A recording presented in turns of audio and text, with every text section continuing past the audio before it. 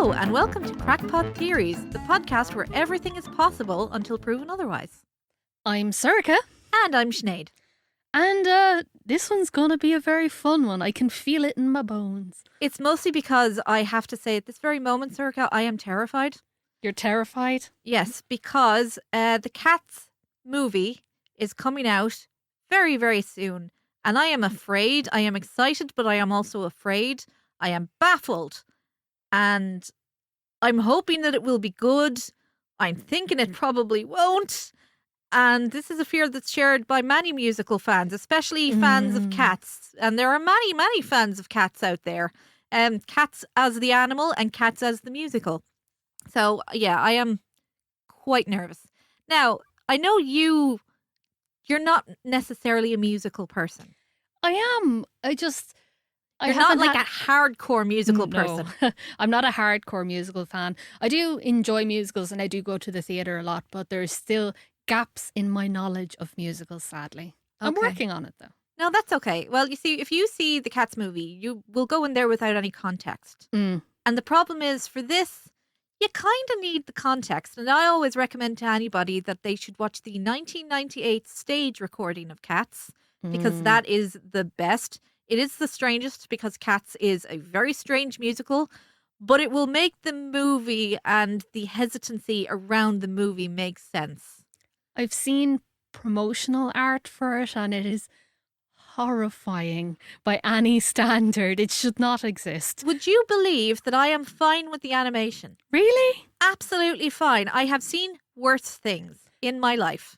Like the original Sonic the Hedgehog movie trailer? I didn't even mind that much, to be honest. You know, I have a very laissez-faire approach to animation, so that didn't bother me. The problem is that they cast Rebel Wilson as Jenny Anydots. And if you don't know the musical, Jenny Anydots is supposed to be an interfering middle-aged old biddy, the kind of woman that you run into at weddings who always asks you why you aren't married yet. Oh. She's that type of person. And I don't, like, Rebel Wilson is a good actress. I don't think she's that good. They should have, that's the problem I have with that casting. It looks like they've just kind of cast her as, here's a funny fat chick. You looked like you were going to cry there. I saw genuine tears in your eyes. A little bit. And then the other thing is they've cast Taylor Swift as Bombalurina. Now, for Cats fans, that was very controversial because, first of all, there's a lot of people out there that don't like Taylor Swift. I'm fine with her, but I don't think she's a good fit for this character because this character is just the kind of character that makes innuendos everywhere she goes. It's kind of more like an Angelina Jolie type. And I can understand that Taylor Swift really wants to move away from her squeaky clean image into something that's a bit more edgy and sexy. But I don't know that this was the right vehicle to do it. I think, like, there's another character called Demeter, and she would have been better off with that one because, you know, Demeter seems to be a bit of a prude, except for that one song. But well, Taylor Swift is a very good dancer if you've ever seen her dance, so I can understand why they would cast her. Yeah, she's a good singer. She's a good dancer. It's just that I don't know that she's got kind of the right energy for this particular role. You know, you can cast the best dancer in something and they might make a hames of it. Right. Anyway, but that's neither here nor there. The film actually isn't out yet, so I haven't seen it. So I am remaining cautiously optimistic, but I'm also preparing for the worst. So the story of how I got into Cats is very strange. First time I saw it, I was 12 years old and I only saw the end credits on TV. Very specific. Yeah, the end credits where they were introducing and this person as this cat and this person was this cat. And I was just like, wow, these costumes look amazing. I wish I could have actually seen the entire thing because we had 2 channels back there and it was turned on to the other one. But just recently, the last time that I saw it was after me and you came back from our trip to Lithuania. Our second year for you, 4th year for me in Lithuania. And we both came back absolutely comatose. We were exhausted mentally and physically. We had great fun, but we were exhausted. So I was looking for something fun to just put on while I was dying in bed. And so I figured, I haven't seen that Cats musical in years. I wonder if it's been uploaded somewhere online. So I watched it and I developed an obsession for the best part of a month. You will remember that. Months. Uh, Plural. Well, still ongoing. I've more or less moved on, kind of, but I still every now and then I just get that, oh my God, Cats was amazing kind of thing. Now, here's the fascination with it really is that when you're watching it, you realize it's got no plot. There's a thread of a plot, but the cats keep forgetting that there's a plot. Just like actual cats, though, in fairness. Exactly. It is. It's a collection of cat memes that are strung together to form some vague semblance of a plot. But during this sort of cat's madness that I had sunk myself into, I was trying to explain the plot of it to a girl that I was going to London with. And we were in the airport and I was explaining the plot and everything that happens in the plot. And she was listening and nodding around. Aisling, if you're listening, this is directed at you. This is equally your fault. It's not just my fault. But I was talking so long that we missed our flight. We were going to London to see a completely different musical. That just makes it even better. But I'm going to try and because I have to explain the plot before I get into the theory. And it's really hard to explain the plot because there's hardly any plot. So you've seen a couple of clips, but you haven't seen the whole thing. I haven't watched it in full. I've watched bits and pieces here and there. That I made you watch? That you've made me watch. And I've looked up about it and that just to know what on earth is going on. The same way as I don't think you've watched Yuri on Ice full way through, but you've seen. Yeah, I did. You made me. Yeah, I did. It was great. It was okay. It wasn't groundbreaking or anything. I just sat there. It was a fun musical about ice skaters. There was no musicals. Okay, well then I digress. Then I got bored and I made up my own film in my head. So it was a series. But it was the same vein as like we watched it all in like 2 days, so might as well have been a film. Anyway, so I'm going to try and get the plot out of the way to explain to you what the plot is before we get into the theory, because it's important to know the plot. The plot's there anyway. Except that, again, they keep forgetting that there is a plot. It is just a bunch of cat memes that are strung together. So, ideally, what this musical is about is that the cats are having a rap battle to figure out who gets to die. Okay. More or less. So what they do is, like, every year their leader comes back and says that one of them is going to ascend to the heavy side layer and they're going to be reborn as a new cat. And there's hot competition there because nobody wants to live in their cat body anymore. They want to have a new fancy body. So they kind of explain this. Well, they don't explain this. The very first song is just, hey, you like cats? Here's lots of cats. Cats have funny names. That's the second song. First song is, hey, here's a bunch of cats. Second song is, hey, cats have weird names.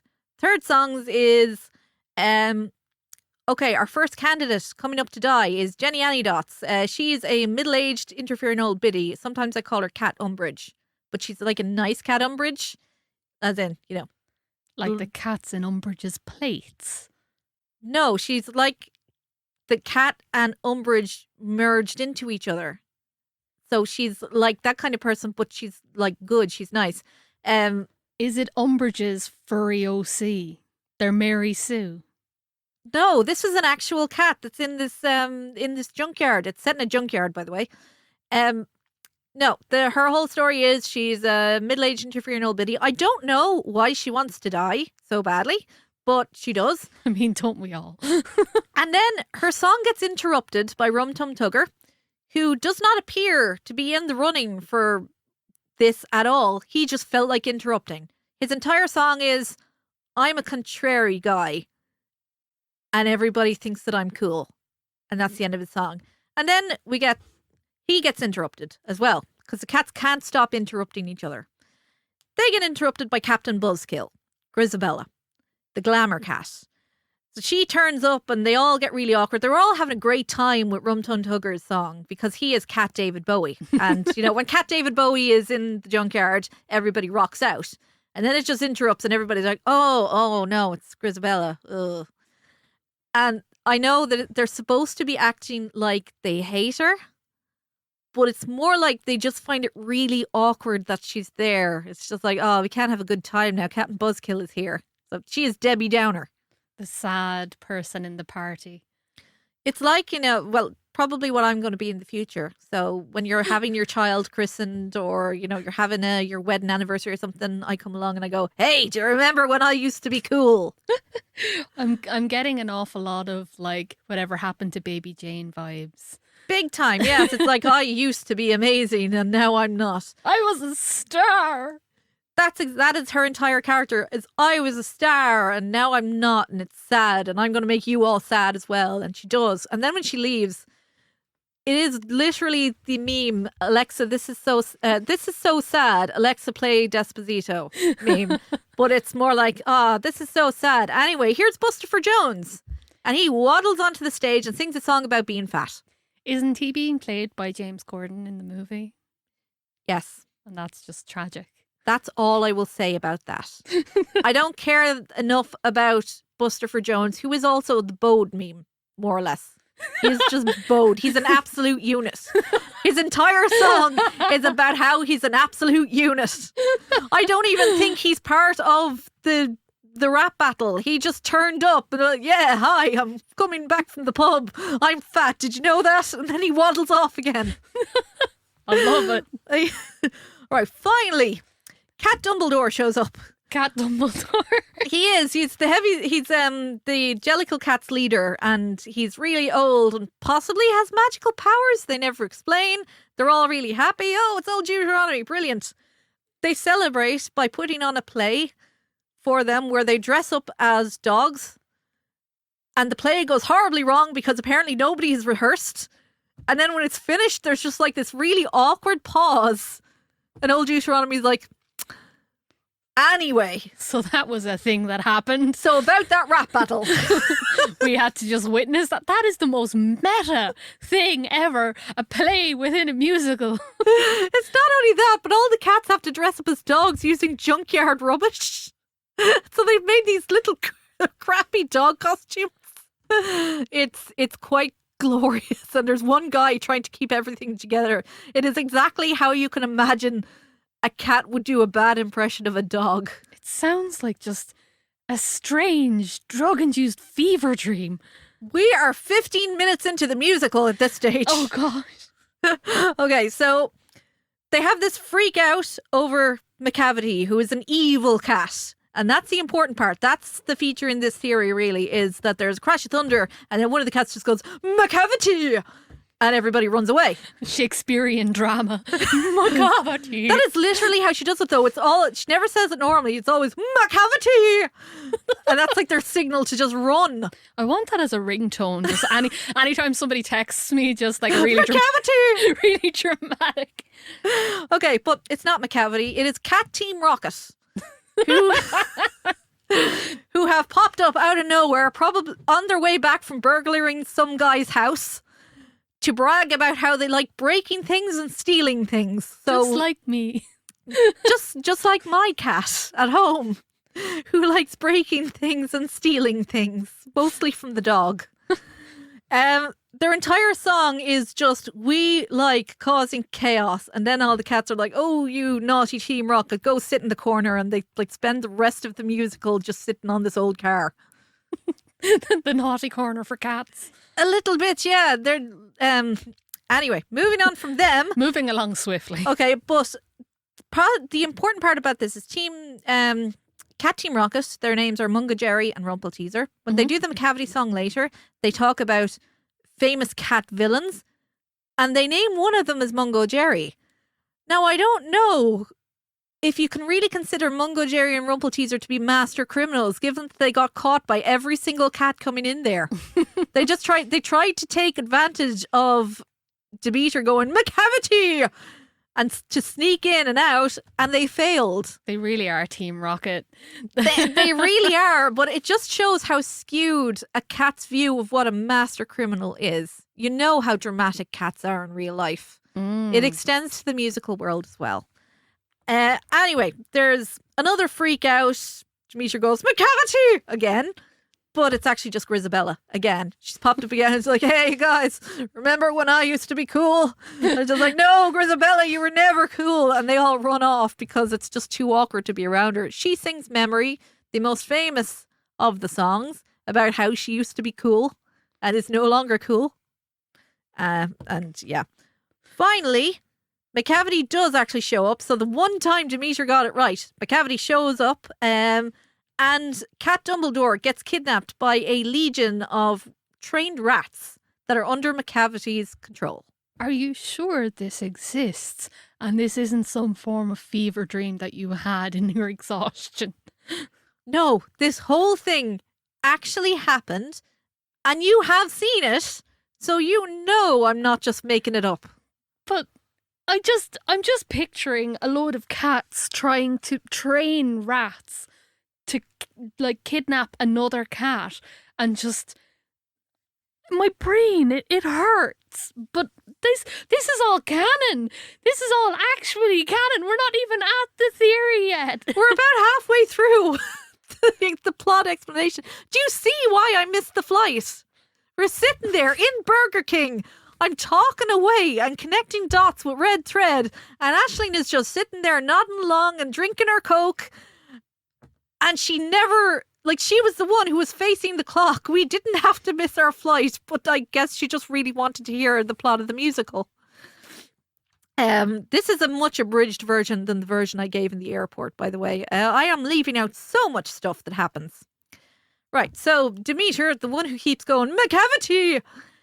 Her and Bombalurina sing a song about McCavity, which is trying to explain to us who he is and why he's bad. Mm-hmm. But the way that they sing it, they're not making it sound like he's very dangerous. The way they sing it is like they're singing about a guy that they really, really fancy.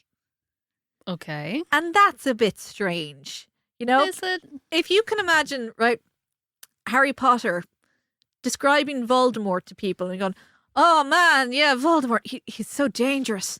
I mean, he's really dark and he's imposing. And sometimes I see him in my head.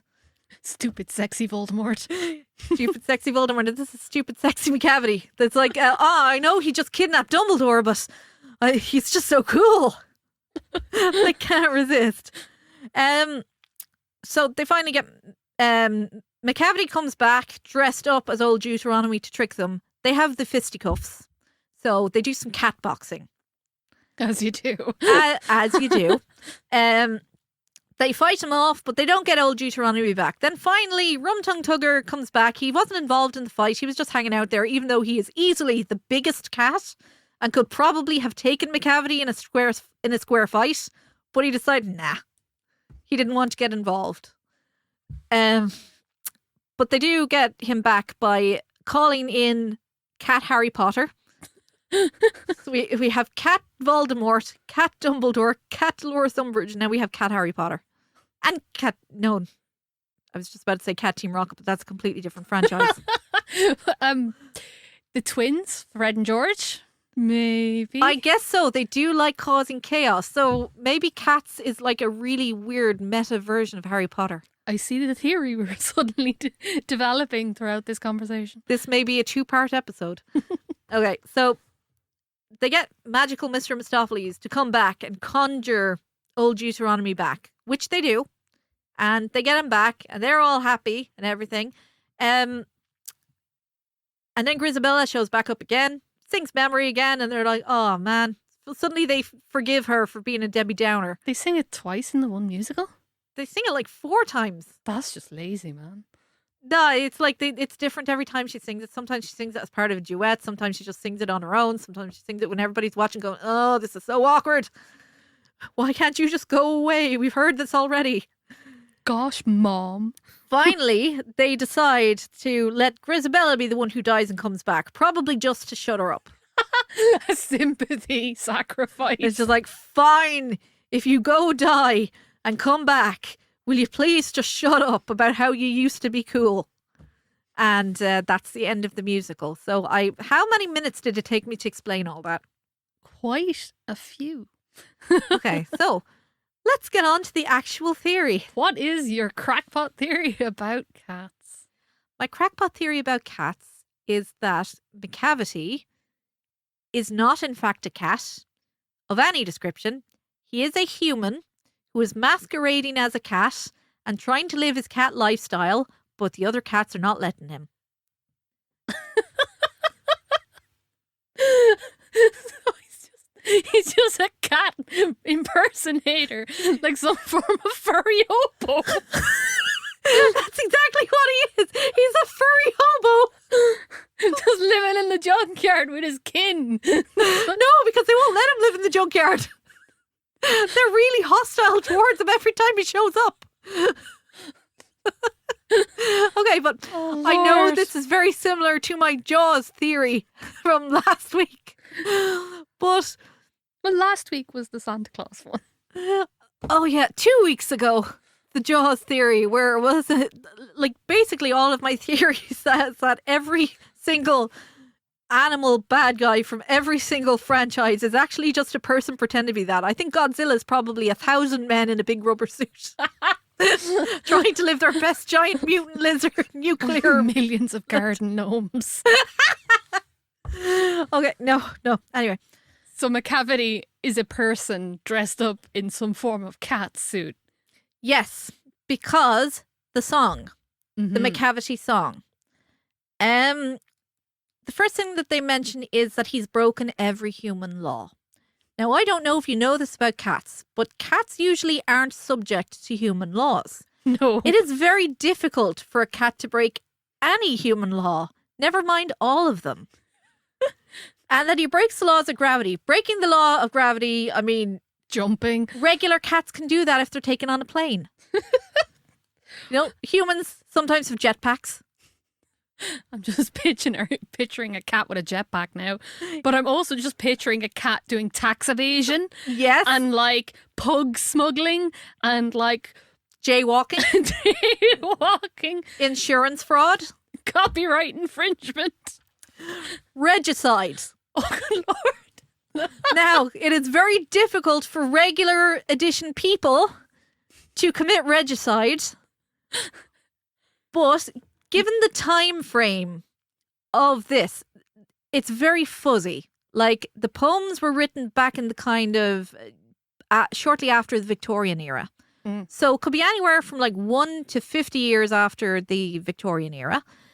And in that pocket of time, you had the assassination of the Romanov family over in Russia and the rise of the Bolsheviks. Oh, for good Lord. You cannot prove McCavity didn't have some part in that. Oh, God. Oh, my sides. Oh, please. If he's broken every human law, he's broken regicide. How many royals died during that time period? Died via assassination. Oh, no. Obviously, the Romanovs, all he'd have to do is have taken out one. That gives the whole Anastasia story a whole different context. It's like, good Lord. It could have happened before he decided to live his best cat life. Who knows? But there's also, he may have committed bigamy. There is also a law in America, in Oklahoma, I do believe it is, that it is against the law to kill Bigfoot. Well, he's our boy. By that association, if he has indeed broken every human law, he has killed Bigfoot or maybe Big Feet. Does that also mean that he like broke that really, really random law that unmarried women can't go hang gliding on a Sunday? But he's not an unmarried woman, so that law doesn't really apply to him unless But it's a he hopped human into law. a dress for a little while. He said he broke every human law, and that is a human law. So You know the all the laws of like thermodynamics. Those are human laws. the 'cause laws of science. Yes. Well, yeah, maybe we couldn't say that he's broken the laws of science because those are the laws of nature. He's broken every human law, and human laws are arbitrary. But yes, it would be very difficult for a cat to break any of those laws. Not for want of trying. I think that my cat actually has the makings of quite a criminal, and I'm pretty sure that your cat also has the makings of a master criminal. Oh, if, yes. if they just had opposable thumbs. If only. Have you ever seen like the pictures of those cats that do have kind of thumb-esque paws? They're terrifying. I just said there's a video of one doing a thumbs up, and it is the cutest thing in the world. The minute they learn how to use them, we're gone. My cat can open doors. Literally, she jumps up and opens the doors by pulling down on the handle. It is freaky when you hear her do it in the middle of the night. Sinead, you have had cats for many times, haven't you? Yes. Have you ever heard what a cat sounds like when it goes into heat? Yes. I'm having like flashbacks. Do you want to explain? So, the very first time that I owned a kitty all by myself, it was lovely. It was nice. Ooh, yes, fluffy kitty. I didn't think it was anyway possessed by a demonic like presence until it went into heat in the middle of the night as it was standing on my chest, staring in my face like some lovely, fluffy, adorable thing until it went, "Hello." The thing said hello to me in like its kitty face because when the cat is in heat, it makes really strange noises that sound almost like they're saying mellow yellow hello. So like, memory. So many memories. But it just mellow. And this was in the middle of the night. The cat on my chest in the dark, just going hello to me. Well, I'm still not over it, and it's been nearly 10 years. There was a cat that I had that had one eye and no teeth and used to just stare at you. But we had a friend sleeping on the couch one time, and the cat he couldn't sleep because he'd been drinking, and he kept waking up at odd times of night, and every time he woke up the cat had moved closer to him. And every time she was just staring right down on him out of her one eye. You wouldn't know if that was some kind of night terror or something. It was. She was like a night paralysis demon. Anyway, we digress. We could be talking about cats for a long time, and in fact, we have been talking about cats for quite a while already. But back to the musical. So they also mention in the song that they haven't found his footprints in Scotland Yard. Of course not. They are apparently looking for a giant cat. They're looking for a cat's footprints that fit with this master criminal. But what if he gets out of his cat outfit after he's committed a crime and just walks away like a normal human? They'd never be looking for him. They wouldn't. And then when they are looking for a human being, he's in cat form. But this would explain also why they are so terrified of him. It might even be a thing that, like, cats are dramatic creatures. They are. You know that. You know, when you don't feed them, like, when you're 5 minutes late for feeding them, they act like you've just starved them for years. They're so betrayed. So they're like, he's broken every human law. It's like he jaywalked once. He broke the laws of gravity. He got on a plane one time. He stole a single stamp by accident. But it could be. And I also had this theory that he was possibly trying to just find his cat. And he went to the junkyard. You know when a cat gets lost? Yeah. And you go around looking for it. So let's say that your cat was living in a junkyard with a bunch of other cats. Mm. And you knew it was your cat. And you were trying to catch him. But every time you went into the junkyard, first of all the cats hid. And then you're like, okay, well, this is not helping me. I think I'm just going to have to make them think that I'm one of them. So you get into a cat costume. And then you go down to the junkyard. But that's even worse, because have you seen the way cats react to people wearing cat masks? Yes, it is glorious. Oh, wow. They are so freaked out by it. Like any little difference, even when you're wearing like little werewolf masks or something like that. Some cats freak out when you put cat ear hairbands on your head. Yeah, and they don't just like that. oh no, what are you doing? Where's my human? Ah! So I can well understand that if he was a regular human, he put on a cat costume maybe to try and lull his cat into a false sense of security, and all the other cats just reacted incredibly negatively to it and started attacking him. Because have you ever had to fight a cat for any reason? I'm really glad that I have not. Are you sure about that? What about when you've had to take them to the vet?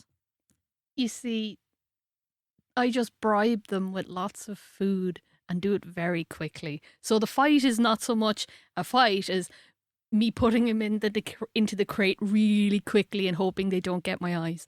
Okay, see, what it is my fondness for taking in the kind of cats that nobody else will adopt means that I have often had to give medicine to cats. Oh, yeah. Which is difficult to come away with without some damage to your arms at the very least. You wrap them in a blanket like a big burrito. I do. Every time. Doesn't matter. That just reduces the damage slightly. Look at my hands right now. Oh. Yeah. Oh dear.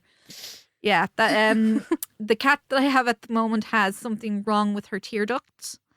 And she has to have her eye wiped every now and then with just like some saline and stuff. She hates when I do that. And she acts like I am this demon that is out to get her. And she scratches me to ribbons, which I understand because she is a cat. She's dramatic. But, you know, let's say if you are a guy who owns kind of an old, doddery old cat and he's hanging out with some strays down in a junkyard, and you want to get him back because you're worried for his safety. So you go down there, you put on your cat costume, and the cats just react violently towards you. And not just one of them. Like when they come along to fight McCavity in the musical, there's like 3 of them that actually do any kind of fighting. Rum Tum Tugger just sits up and watches the whole thing, probably smiling. Just like, yeah, chaos. This is brilliant. So, I mean, if you've never had to fight a cat, you will not understand necessarily how much damage they can actually do. Now, eventually they do kind of beat up McCavity and he leaves and he doesn't get old Deuteronomy back, which is probably why he was there in the first place. I have a feeling that old Deuteronomy is actually his cat that he was trying to get back. Now, the other thing is, when old Deuteronomy gets kidnapped by the rats, I mean, it's very difficult for cats to train rats, but you know who has a very easy time training rats? Scientists. Humans. Full stop. Rats are very trainable. Did you see that they have taught tiny mice and rats to drive little cars? Yes, I have seen that. I saw that on Twitter in the middle of the night and I had to sit up and I woke up Phil and I was like, Philip, they have taught mice to drive. And it was the best thing. It has made several months for me that I'm just still riding high on the fact that there is mice driving tiny cars. Beep, beep. Squeak, squeak. Aw. They've also been able to train rats to sniff out landmines. Yeah, I saw that. That was also pretty cool. It was very cool. Obviously, it's not quite as glamorous as giving them little tiny cars. But it's very worthwhile. Stuart Little driving a little sports car makes so much more sense now. I never watched Stuart Little. Neither did I, but I saw the ad. Okay, fair enough. But, you know, people do weird things when they're trying to get their cats back from places that they have gotten themselves into. Case in point, do you remember when our mutual friend had to get that cat out of a tree? Oh yeah, that was an experience. Didn't she run out in her pajamas with no shoes? Yes, and tried to climb said tree. That was a very large tree. Larger than a reasonable sized tree. And the cat was just up there looking at her like, haha, this ain't happening, yo. And then she tried pouring milk onto the tree to try get the cat down. And then there was a swarm of children at her feet telling her, are you getting the cat out of the tree? And it was like something from a Gary Larson comic or something. Just like this is a thing that I don't think should have happened in reality. But it did. And we eventually got the cat down. Okay, but eventually being the how likely is it, do you think, that if Jessie's cat hung out in a junkyard with a bunch of other cats and would not come home, that Jessie would put on a cat costume to go try and get the cat back? I'm talking like 110%. Like, I'm surprised she doesn't have one just in the closet just in case. Yeah, see, that's where I am with McCavity, because I, like, if you can imagine then from the point of view of the cats,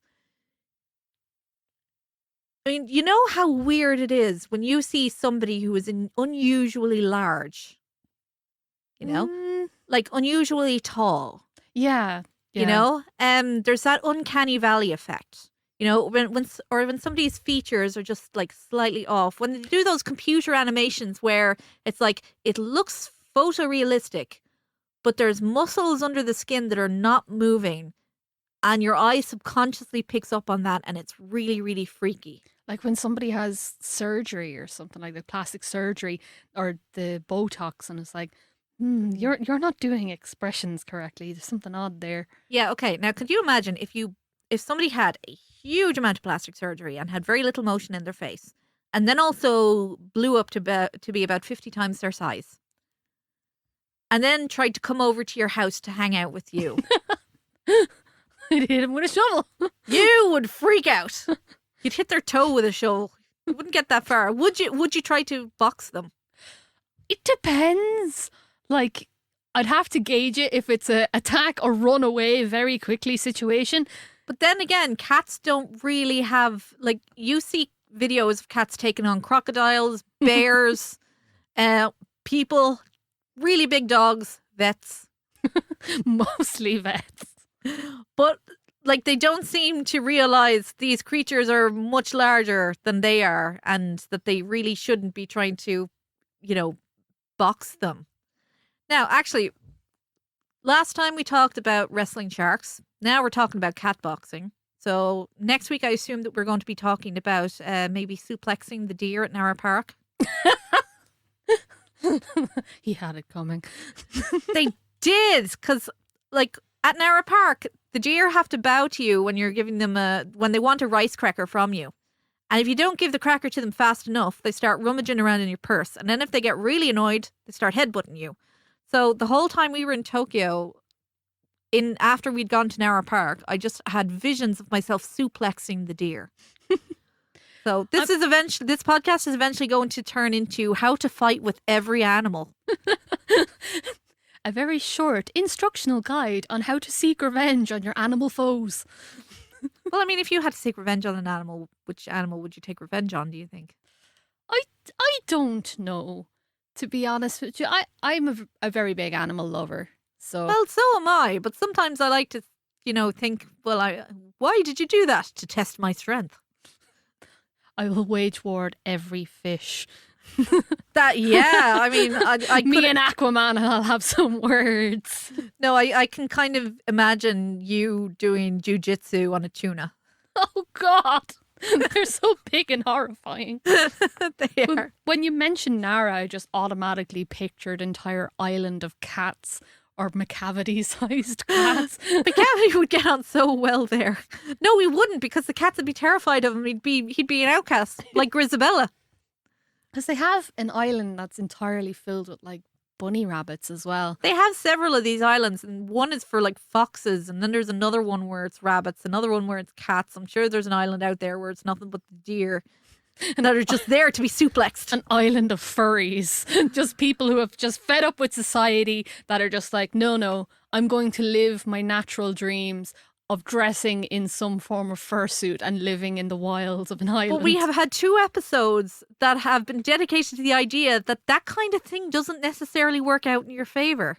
If you go and live your shark fantasy, you're going to have to murder people. And if you live your cat fantasy, you have to live with the fact that you're going to get beaten up by lots of cats.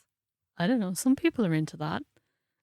I don't know. Like, when we brought up the Jaws one, I was like, I know so many people that would just love to dress up as a shark and just murder loads of people. I'm sure there's somebody that wants to go live as a cat.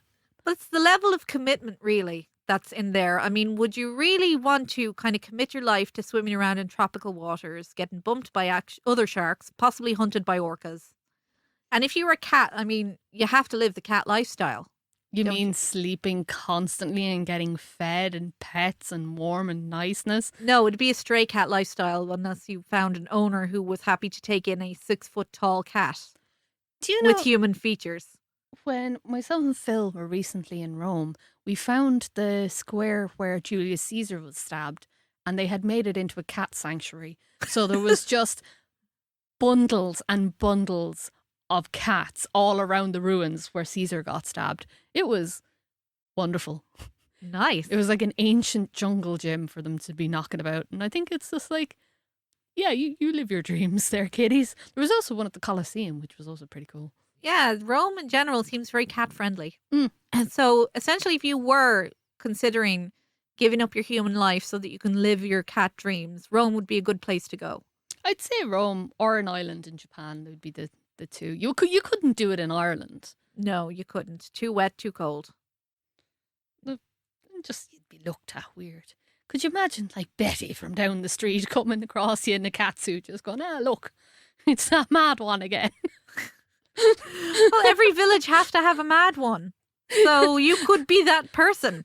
You could be that person. There she goes again. It's the girl who thinks she's a cat. She lives under a bridge and cleans herself with her hand. All the other cats are scared of her.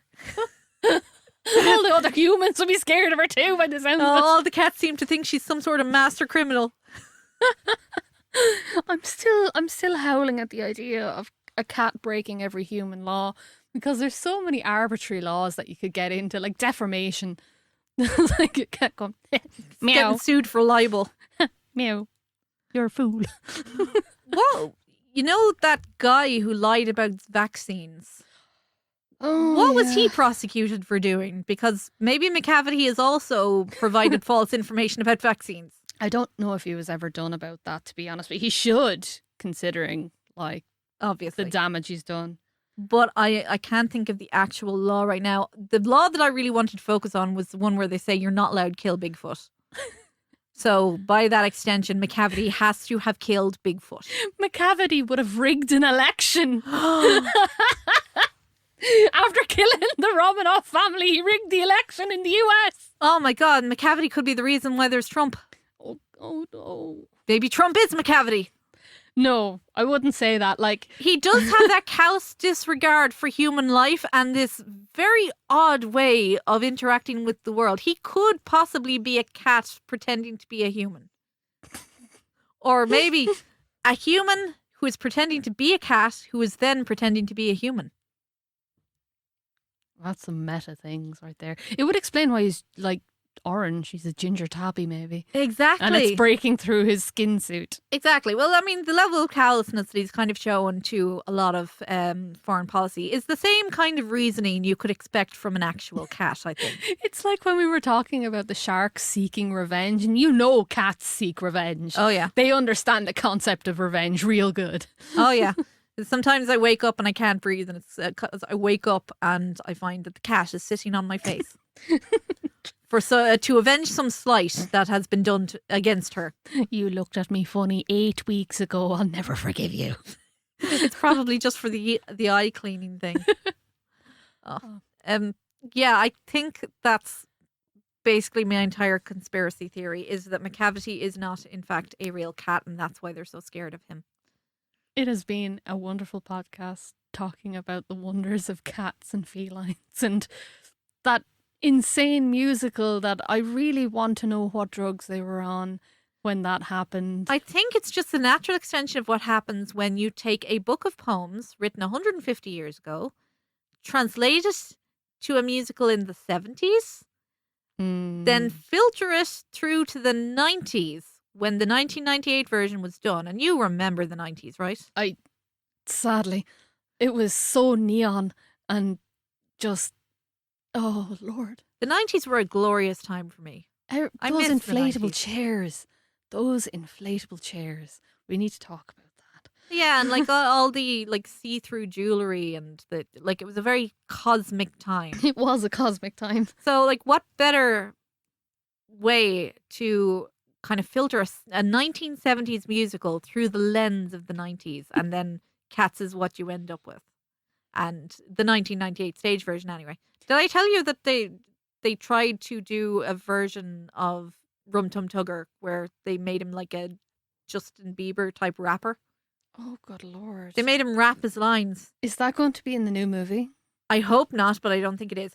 From what I can see, it looks like Mr. Mistopheles is a Pearly King. What? Do you not know what a Pearly King is? I don't go outside much. They are a London sort of tourist attraction where their clothes are covered with pearls. Oh, right. Yeah. You know, because they're opulent. You earn everything. Opulence. Yeah. Everything. What a great show. We will have RuPaul's Drag Race theories later on, but not right now. That's for another episode. But it looks like it's either Buster for Jones or Mr. Mistopheles, because there's only 2 black and white cats in that entire musical, except for Quaxo, but that's a different extension. But I'm finding a lot of the choices that they made with this musical baffling. I'm cool with Judi Dench being old Deuteronomy because, you know, why not? Judi Dench could play like Gandhi and it would still be grand. Like Judi Dench could be Dumbledore. Judi Dench should have been Dumbledore. Possibly. And Gandalf. And Gandalf. And Santa Claus. And Venom. Oh my God. Could you imagine her as Eddie Brock? Okay, no. Anyway, that's a throwback. I live in fear, but I will go see it in the cinema. And we may also then have to take a break because I may fall into a depressive slump and then not want to record any more episodes of this podcast. We'll see. We will. You'll have to take over for the next 3 episodes and I'll just be like, who cares? Who cares? I've seen the Cats film. Life is not worth living anymore. I've seen through to the real truth. I've seen the truth and it's not worth it. Okay. Anyway, we are more or less finished now, I think. Yes, we have been the Crackpot Theory. We are now on Tuned In. We're in iTunes. We're on Spotify now, which is absolutely deadly. We're just Crackpot Theories on there if you want to check us out. Or if you like the social medias, we are on Twitter at Crackpot Pod. We are regularly tweeting on there stuff to do with our episodes and jokes and funny little things from our bunker. So if you want to go on there and chat to us or send in your own theories, we'd absolutely love to hear them. And yeah, it has been Crackpot Theories. The truth is out there and it is much, much weirder than you think. And definitely not as weird as the Cats musical. We'll see you next time. Thank you. Bye.